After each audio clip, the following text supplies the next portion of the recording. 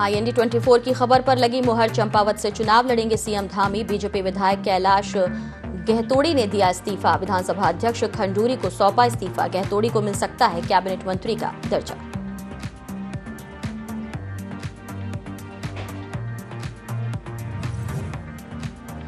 गुरु तेग बहादुर साहिब का 400वां प्रकाश पर्व। सीएम धामी ने प्रकाश पर्व की दी बधाई। प्रकाश पर्व पर प्रदेशवासियों को दी बधाई। सिखों के 9वें गुरु थे तेग बहादुर साहिब।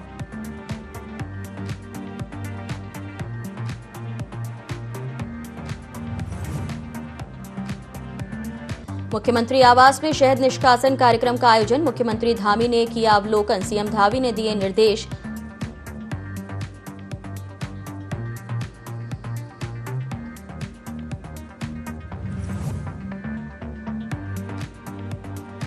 उत्तरकाशी के जंगलों में लगी आग। करीब एक हफ्ते से लगी है आग। आग बुझाने में छूट रहे वन विभाग के पसीने। दिन रात आग बुझाने में जुटी टीम।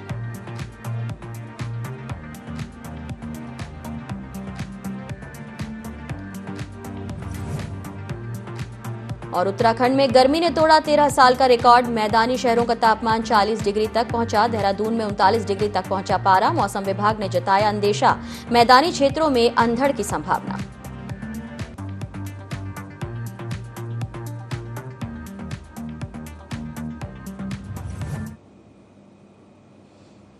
नमस्कार, आप देख रहे हैं IND 24। आपके साथ मैं हूं नाज़नीन नकवी। शुरुआत करेंगे खबरों के साथ। चंपावत के बीजेपी विधायक कैलाश गहतोड़ी ने इस्तीफा दे दिया है और ये सीट अब सीएम धामी के लिए छोड़ दी है।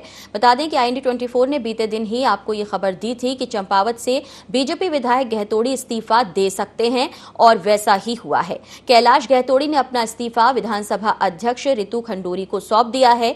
इसके बाद ये साफ हो गया कि सीएम धामी इसी सीट से उपचुनाव लड़ेंगे। बता दें कि कैलाश गहतोड़ी दूसरी बार विधायक बने थे। साल 2017 में पहली बार विधानसभा में जीतकर पहुंचे थे। सीएम धामी के लिए सीट छोड़ने की पेशकश उन्होंने सबसे पहले की थी। वैसे बीजेपी के 6 विधायकों ने ऐसी पेशकश की थी, लेकिन संगठन और खुद सीएम धामी को भी चंपावत सीट मुफीद लगी।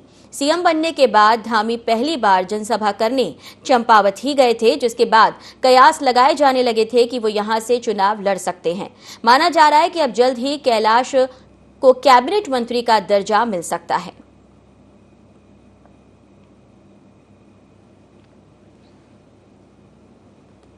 आज हमारे माननीय विधायक चंपावत कैलाश गहतोड़ी जी ने विधानसभा से त्यागपत्र दिया है और वो त्यागपत्र स्पीकर होने के नाते मैंने स्वीकार किया है। दर्जन भर ऐसे विधायक थे जिन्होंने सीट छोड़ने की पेशकश की थी, लेकिन वहां के कार्यकर्ताओं की भावना और विधायक जी की भावना के अनुरूप संगठन ने निर्णय लिया है। 6 महीने पहले किसी एक युवा को उत्तराखंड की बागडोर संभलवाई गई थी और मेरे ख्याल से 54 साल की उम्र मेरी है। 5-7 मुख्यमंत्री हमने देखे हैं और एक ऐसा व्यक्ति जिस पर एक राष्ट्र नायक और एक अवतारी पुरुष की नज़र गई थी और संगठन के उन वरिष्ठ त्यागी पुरुषों की नज़र गई थी जिन्होंने अपना जीवन इस भारत माता के लिए समर्पित किया है, तो एकाएक ऐसा हुआ कि उस जगह की खूब सेवा करते हुए 6 महीने में फिर भी वो चुनाव हार गए।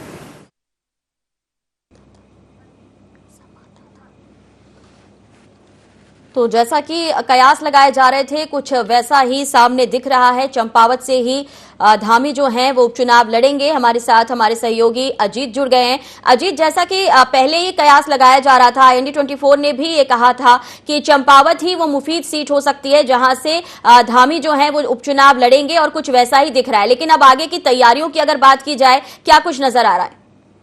जी नानी जी, उत्तराखंड से आज की सबसे बड़ी खबर यही है कि सीएम पुष्कर सिंह धामी कहां से चुनाव लड़ेंगे, अब ये सीट तय हो गई है जी। आज चंपावत के बीजेपी विधायक कैलाश गहतोड़ी ने इस्तीफा दे दिया और सीट सीएम के लिए छोड़ दी है।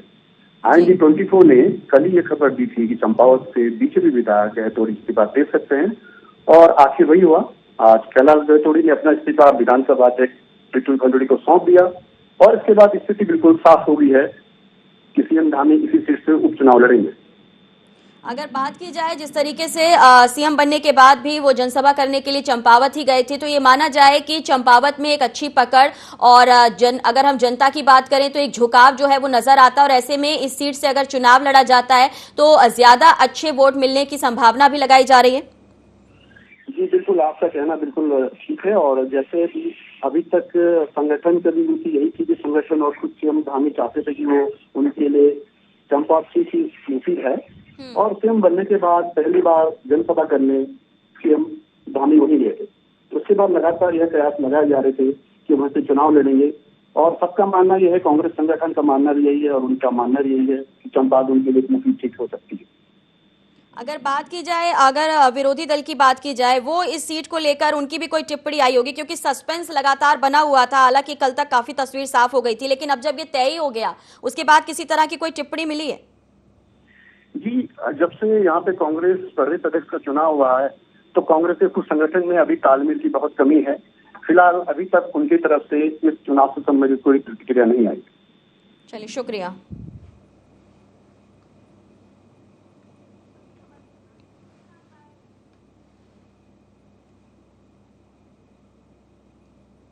बात करेंगे अगली खबर की। मुख्यमंत्री आवास में शहद निष्कासन कार्यक्रम का आयोजन किया गया। मुख्यमंत्री पुष्कर सिंह धामी ने शहद निष्कासन कार्यक्रम का अवलोकन किया। इस दौरान लगभग 25 किलोग्राम शहद निकाला। मुख्यमंत्री ने उद्यान विभाग के अधिकारियों को निर्देश दिए, मौन पालन को पायलट प्रोजेक्ट की तरह लिया जाए। जनपद चंपावत में हाईटेक मौन पालन प्रशिक्षण केंद्र की स्थापना की जाए। मौन पालन की संभावनाओं के संबंध में पीपीटी के माध्यम से विस्तृत विवरण उपलब्ध कराया जाए।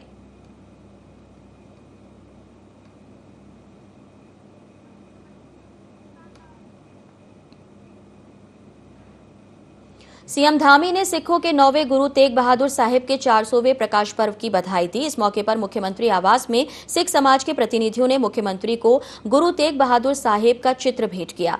मुख्यमंत्री ने कहा कि गुरु तेग बहादुर वीरता और साहस के प्रतीक थे। मानवता और धर्म की रक्षा के लिए उन्होंने बलिदान दिया। उन्होंने कहा कि गुरु तेग बहादुर के त्याग को देश कभी नहीं भूल पाएगा।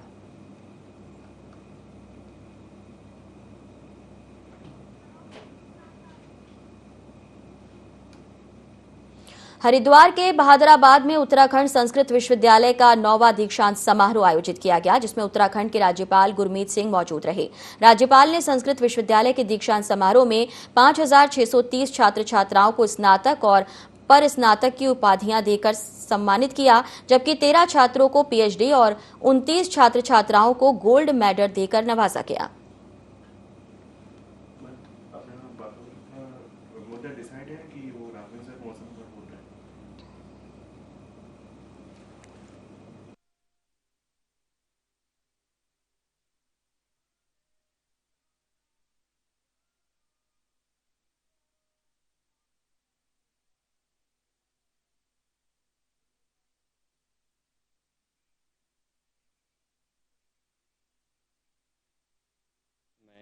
अपने विश्वविद्यालय और सभी गुरुजनों के प्रति, अपने जो शोध निदेशक हैं उनके प्रति मैं धन्यवाद और प्रणाम करता हूं उनको।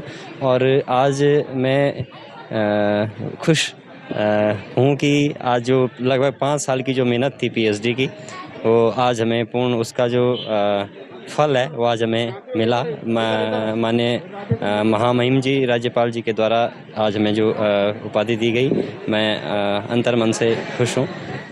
विश्वविद्यालय का आज का जो 9वां दीक्षांत समारोह है, ये प्रत्येक विश्वविद्यालय के लिए बहुत बड़ा उत्सव होता है, और ये विश्वविद्यालय का बहुत बड़ा सौभाग्य है कि आज हमारे मध्य में हमारे कुलाधिपति माननीय राज्यपाल महोदय उपस्थित हुए, और उन्होंने जो अपने सभी स्नातकों को एक उपाधियां प्रदान करते हुए और अपने जीवन में सफल होने का उन सभी को आशीर्वाद दिया। संस्कृत यूनिवर्सिटी की कॉन्वोकेशन सेरेमनी हुई, जिसके अंदर में 5,620 स्टूडेंट्स को डिग्री प्राप्त हुई। मुझे बहुत खुशी हुई कि इनमें से 13 को पीएचडी और 29 को गोल्ड मेडल का पुरस्कार मिला। मैं ऐसा सोचता हूं कि देवभूमि में, उत्तराखंड में ये जो संस्कृत भाषा है, ये हम सब उत्तराखंडियों की, और जितने भी उत्तराखंड संस्कृत यूनिवर्सिटी में स्टूडेंट्स हैं, आचार्य हैं, वो जो हमारे ऋषि मुनि थे उनके जो मार्गदर्शन था उसके मुताबिक हमको अपनी जो धरोहर है, हमारा जो ज्ञान और विद्या है, उससे जुड़ना बहुत जरूरी है। उत्तराखंड की बात करेंगे, जहां गर्मी ने 13 साल का रिकॉर्ड तोड़ दिया है। उत्तराखंड में इस बार अभी से भीषण गर्मी शुरू हो गई है। अप्रैल महीने में ही गर्मी ने पिछले 13 साल का रिकॉर्ड तोड़ दिया। मैदानी इलाकों का तापमान 40 डिग्री तक पहुंचा है। वहीं देहरादून में अधिकतम तापमान 39 डिग्री सेल्सियस पहुंचा। इससे पहले साल 2016 में 39 डिग्री सेल्सियस तापमान पहुंचा था। इसके अलावा बीते 13 साल से हमेशा ही 39 से नीचे ही तापमान रहा है।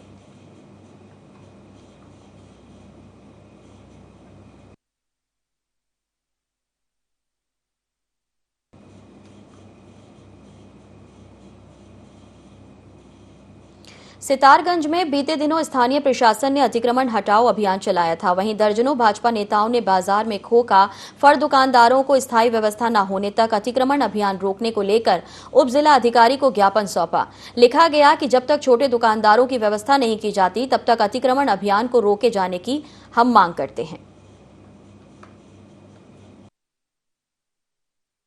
मंडल द्वारा आज जो है एसडीएम साहब को ज्ञापन दिया गया, उसमें अतिक्रमणकारियों में जो बाजार में फड़ खोखा वाले हैं उनके लिए कोई वैकल्पिक व्यवस्था जब तक ना हो जाए तब तक उनको जो है 10-15 दिन का समय दिया जाए, जिसमें वो अपनी व्यवस्था कर सकें। इसके लिए हमने एसडीएम साहब से जो है मांग की द्वारा ज्ञापन दिया गया है। इसमें इनका कहना है कि स्वयं जो है अतिक्रमण हटा लिया जाएगा, कुछ मोहलत दे दी जाए।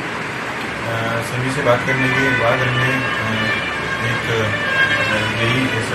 कॉमन जो है वो डिसीजन लिया है कि लगभग 10 दिन का टाइम दिया जाएगा, जिसमें कि सभी जो फर्ड और जो ठेले वाले और सब्जी वाले हैं वो जो हमने वेंडिंग जोन चिन्हित किया है वहाँ पर शिफ्ट होंगे और जो हमारे फुटपाथ हैं वो सब। बात करेंगे अगली खबर की। सुल्तानपुर के एसएन शर्मा राजकीय इंटर कॉलेज में स्वास्थ्य मेले का आयोजन किया गया। कार्यक्रम की शुरुआत भाजपा प्रदेश प्रवक्ता राजेश कुमार ने की। इस दौरान सैकड़ों लोगों का स्वास्थ्य परीक्षण किया गया। प्रदेश सरकार के निर्देश पर सभी जनपदों में स्वास्थ्य मेले का आयोजन किया जा रहा है।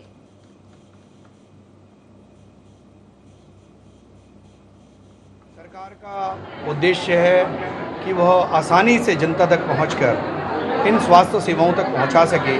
इसी कारण जो ये शिविर हमें मिला तो हमने शहर में ना लगे कि ग्रामीण क्षेत्र में पहुंचाया और हमारे चिकित्सा अधीक्षक ने एक बढ़िया मैनेजमेंट के तहत आज इसका व्यापक प्रचार प्रसार किया है और जो सरकार के द्वारा जितनी भी उपलब्धियां हैं, जन कल्याणकारी स्वास्थ्य से संबंधित योजनाएं हैं, उनको बताया जा रहा है। भारत का अमृत महोत्सव चल रहा है। इसी क्रम में हर एक ब्लॉक में हेल्थ मेला यानी कि स्वास्थ्य शिविर लगाया जा रहा है, जिसमें एक ही छत के नीचे, जैसे कि यहाँ पे गवर्नमेंट कॉलेज बाजपुर में लगाया गया है। इसमें बाल रोग विशेषज्ञ, हड्डी रोग विशेषज्ञ, नेत्र रोग विशेषज्ञ, आयुर्वेदिक विभाग, होम्योपैथिक विभाग, कोरोना का टीका, गर्भवती माताओं की जाँच, स्त्री रोग विशेषज्ञ और हड्डी रोग विशेषज्ञ, इन सबको बुलाया गया है। फैमिली प्लानिंग काउंसिल, किशोरावस्था काउंसलिंग और खाद्य सुरक्षा, विकलांग शिविर, यूआईडी बनना, आयुष्मान कार्ड बनना, सब छत के नीचे हो रहा है।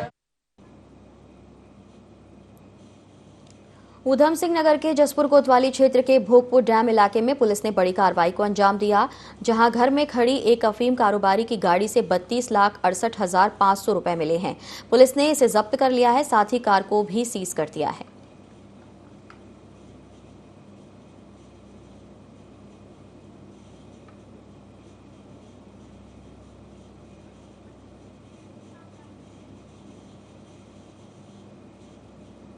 सरकारी स्कूलों में प्रवेश उत्सव कार्यक्रम के दौरान बच्चों ने कई कार्यक्रमों का आयोजन किया। इस मौके पर प्राचार्य धर्म सिंह रावत ने बताया कि राजकीय उच्च माध्यमिक विद्यालय मिदनापुर में प्रवेश उत्सव कार्यक्रम किया गया है, जिसमें बच्चों ने सांस्कृतिक कार्यक्रम का आयोजन किया और नए बच्चों को गिफ्ट देकर सम्मानित भी किया गया।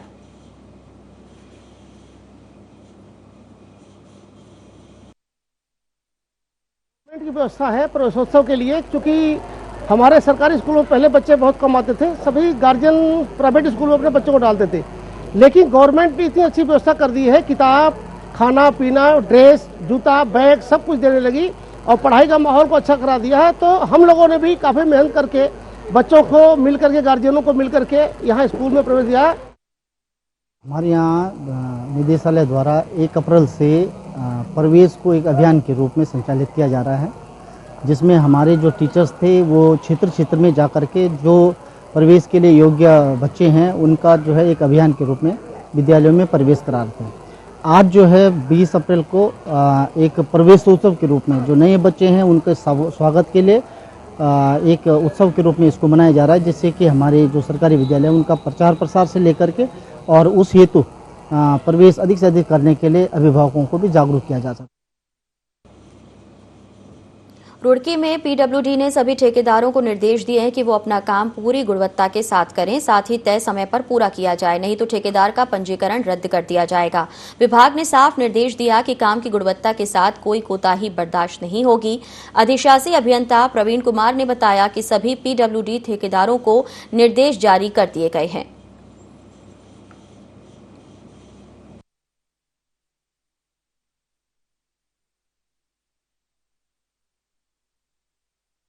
ठेकेदारों को, सभी ठेकेदारों को जो इस खंड में कार्यरत हैं, उनको ये पहले भी निर्देशित किया गया है कि कार्य की गुणवत्ता और कार्य का जो स्पेसिफिकेशन है एग्रीमेंट में, उसके साथ कोई समझौता, कोई रियायत नहीं दिया जाएगा।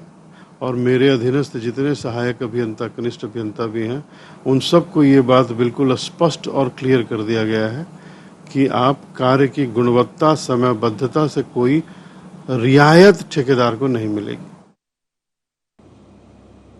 हरिद्वार में बढ़ती महंगाई से आमजन खासा परेशान है। फ्रूट, सब्जी, खाद्य सामग्री, स्टेशनरी के बढ़ते दामों का असर रोजमर्रा के जीवन पर दिखाई दे रहा है।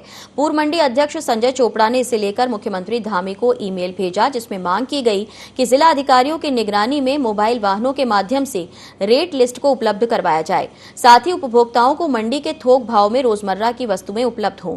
आम उपभोक्ताओं को महंगाई से निजात दिलाने के लिए जमाखोरी के खिलाफ अभियान भी चलाया जाए। चोपड़ा ने सरकार से जमाखोरी और बढ़ती महंगाई पर नियंत्रण किए जाने की मांग की है।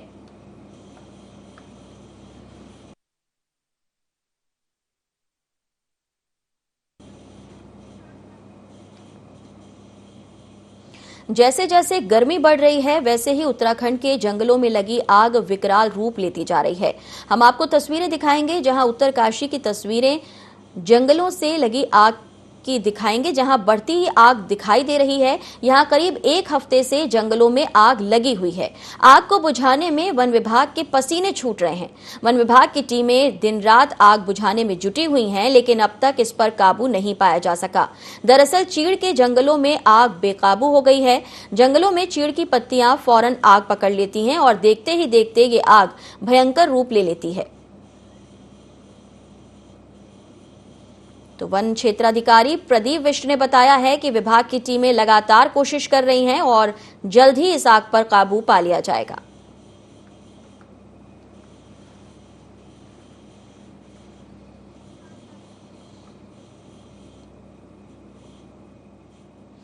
बात करेंगे अल्मोड़ा की, जहां जंगलों में लग रही आग और अवैध शिकार पर वन महकमा गंभीर हो गया है। रानीखेत प्रभाग में कालीगढ़ वन सीट में मछलियों का अवैध शिकार करते और जंगल में आग लगाने वाले 6 लोगों को गिरफ्तार किया गया।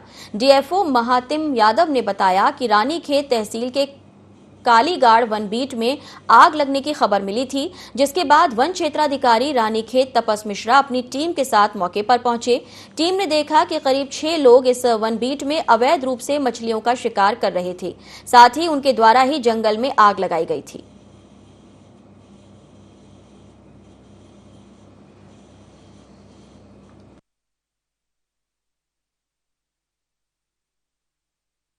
बीट में सुबह हमें सूचना प्राप्त हुई कि वहां पर फायर अलर्ट आया हुआ है, तो मैंने अपने अधीनस्थ स्टाफ को कहा कि वहां पर जाए, और आर्मी से भी हम सहयोग लेने की कार्रवाई कर रहे थे आग बुझाने की। वहां पर हमारी टीम ने, जिसमें कि तपस मिश्रा वन क्षेत्राधिकारी हैं, उन्होंने देखा कि वहां पर कुछ लोग मछलियों मारने का कार्य कर रहे थे और उन्होंने आग भी लगाई हुई थी। तो उसके बाद यहाँ ये सोचने वाली बात है कि जहाँ हमारा फॉरेस्ट डिपार्टमेंट और हमारे स्टाफ के लोग और बहुत सारे अन्य विभाग और सामान्य जनता में भी बहुत सारे लोग हमारा सपोर्ट कर रहे हैं आग बुझाने में, वहां कुछ लोग जंगलों में आग लगा रहे हैं। और तो अगर लोग आग नहीं लगाएंगे, जनता में कोई भी ऐसी गलती या लापरवाही नहीं करेगा तो जंगलों में आग नहीं लगेगी। इसलिए जो पिछले 2 दिनों में बहुत तेजी से गर्मी बढ़ी है और बहुत तेज हवाएं चली हैं, इस विशेष समय में ऐसी लापरवाही बिल्कुल भी न। टिहरी के चंबा में कोरोना काल के चलते 2 साल तक मेले का आयोजन नहीं हो पाया था। वहीं गब्बर सिंह नेगी के जन्म उत्सव पर 3 दिवसीय मेले की शुरुआत हुई, जिसमें गब्बर सिंह चौक पर विक्टोरिया क्रॉस विजेता के स्मारक में लोगों ने शहीद को सलामी दी। इस अवसर पर टिहरी विधायक किशोर उपाध्याय भी शामिल रहे। उन्होंने भी शहीद के स्मारक पर फूल माला अर्पित कर श्रद्धांजलि दी। टिहरी विधायक किशोर उपाध्याय ने कहा कि शहीद विक्टोरिया क्रॉस विजेता गब्बर सिंह ने 19 साल की उम्र में अपना जीवन बलिदान कर दिया। इस अवसर पर सैनिक मेला समिति के अध्यक्ष ने कहा कि इसको सरकारी मेला घोषित किया जाना चाहिए।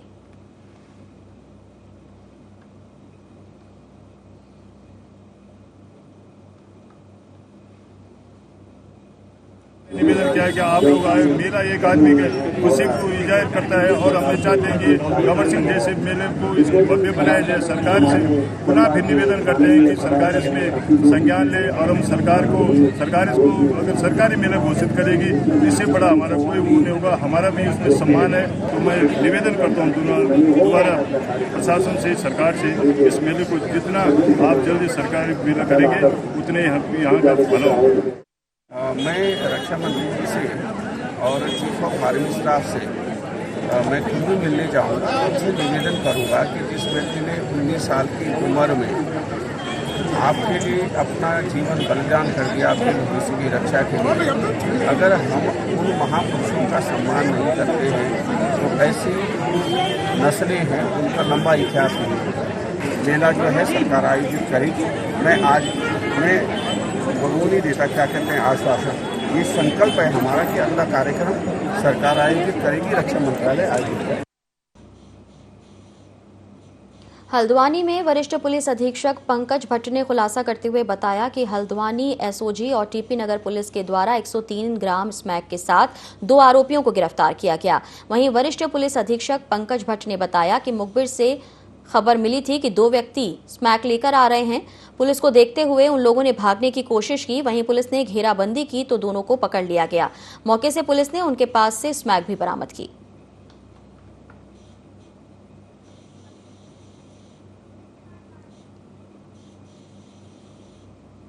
आजादी के अमृत महोत्सव के तहत स्वास्थ्य मेले का आयोजन किया गया। थराली सहित देवाल विकासखंड में स्वास्थ्य मेले का आयोजन हुआ। स्वास्थ्य मेले का उद्घाटन थराली विधायक ने किया।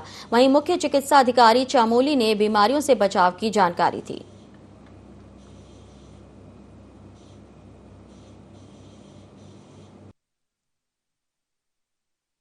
यशस्वी प्रधानमंत्री जी हैं, जिनका एक आयुष्मान भारत का जो सपना था और उस कड़ी को आगे जोड़ते हुए आज इस प्रकार के आयोजन दूर दराज के प्रत्येक विकास खंड में हो रहे हैं, तो निश्चित रूप से ये समझता हूँ कि हमारे जो सुदूरवर्ती क्षेत्र हैं उनके लिए एक बहुत ही वरदान साबित होगा। ये माननीय प्रधानमंत्री जी के संरक्षण में इतना पूरे हिंदुस्तान में, भारत में इसका कार्यक्रम चल रहा है।